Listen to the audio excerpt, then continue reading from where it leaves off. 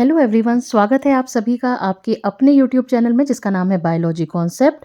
और बच्चों, आज हम लोग पढ़ेंगे क्लास 11th का एक बोरिंग सा चैप्टर लेकिन बहुत इंटरेस्टिंग तरीके से, और वो है chapter number 6, that is anatomy of flowering plants. तो आइए आप और हम मिलकर शुरू करते हैं ये मज़ेदार सा या बोरिंग सा, जो भी कह लीजिए, ये वाला टॉपिक। बच्चों, इस चैप्टर में हम लोग जो पॉइंट्स कवर करेंगे उसमें सबसे पहला पॉइंट होगा डेफिनेशन ऑफ एनाटॉमी। उसके बाद हम लेंगे टिश्यू, टाइप्स ऑफ टिश्यू, उसमें हम बात करेंगे मेरिस्टेमेटिक टिश्यू की और परमानेंट टिश्यू की। ये आज के लेक्चर्स में मैं पूरा कोशिश करूंगी कि इस टॉपिक्स को कवर कर लूँ। तो आइए शुरू करते हैं सबसे पहले डेफिनेशन ऑफ एनाटॉमी से।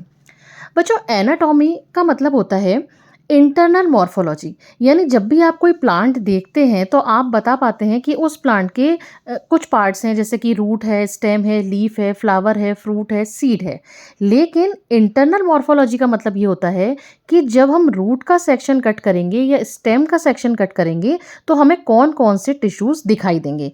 यानी किसी भी प्लांट के इंटरनल स्ट्रक्चर का स्टडी कहलाता है प्लांट एनाटॉमी, या आप कह सकते हैं इंटरनल मॉर्फोलॉजी ऑफ प्लांट। तो अगर डेफिनेशन लिखने को आती है तो हमें क्या लिखना होगा? The branch of science which deals with the internal structure of plant is known as plant anatomy. It is also known as internal morphology. दूसरा इसमें जो पॉइंट आता है वो बात आती है टिश्यू की, कि इसमें सबसे जो इंपॉर्टेंट कीवर्ड है वो है टिश्यू। अब टिश्यू क्या होता है? टिश्यू बच्चों हम कहते हैं ग्रुप ऑफ सेल्स को, यानी बहुत सारी सेल्स मिलकर एक स्ट्रक्चर बनाती हैं जिसको हम कहते हैं टिश्यू। अब ये सेल्स कौन सी होंगी? ये वो सेल्स होंगी जिनका कॉमन ओरिजिन होगा और कॉमन फंक्शन होगा, यानी कि वो सारी सेल्स टिश्यू बनाने में इन्वॉल्व होंगी जिनका कॉमन ओरिजिन और कॉमन फंक्शन होगा, यानी वो एक ही फंक्शन परफॉर्म करेंगी। क्या मतलब हुआ इस बात का?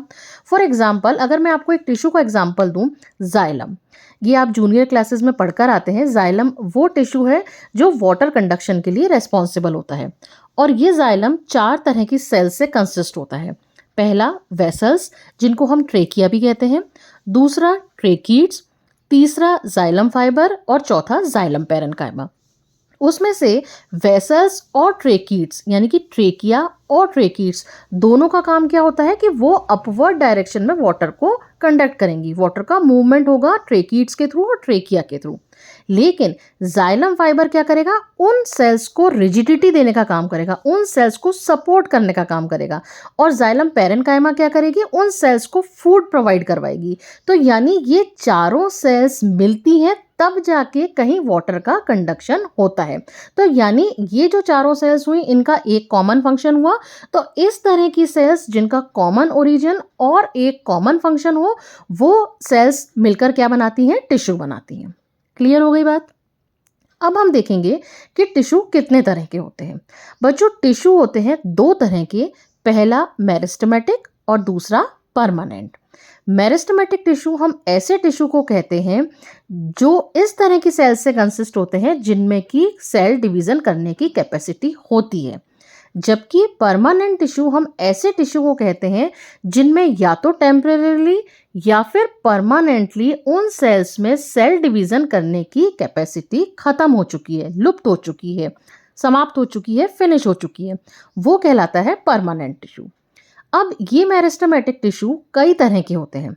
सबसे पहले हम देखेंगे on the basis of position, कि ये कहाँ पर मिल रहे हैं। ये मेरिस्टेमेटिक टिश्यू 3 तरह के होते हैं: एपिकल, इंटरकैलरी और लेटरल। एपिकल मेरिस्टेमेटिक टिश्यू वो मेरिस्टेमेटिक टिश्यू होता है जो किसी भी प्लांट ऑर्गन के एपेक्स पर मिलता है। फॉर एग्जाम्पल, वो रूट के एपेक्स पर मिल रहा है तो उन्हें हम रूट एपिकल मेरिस्टेमेटिक टिश्यू कह देंगे। अगर वो शूट के एपेक्स पर मिल रहा है तो हम उन्हें शूट एपिकल मेरिस्टेमेटिक टिश्यू कह देंगे। दूसरी बात आती है इंटरकैलरी। इंटरकैलरी मेरिस्टेमेटिक टिश्यू वो होता है जो नोड के बेस पर मिलेगा। ग्रासेस में ये मेनली देखने को मिलता है। इन दोनों की ही वजह से, यानी कि एपिकल और इंटरकैलरी मेरिस्टेमेटिक टिश्यू की वजह से किसी भी प्लांट की लेंथ, यानी कि उसकी लंबाई में बढ़ोतरी होती है।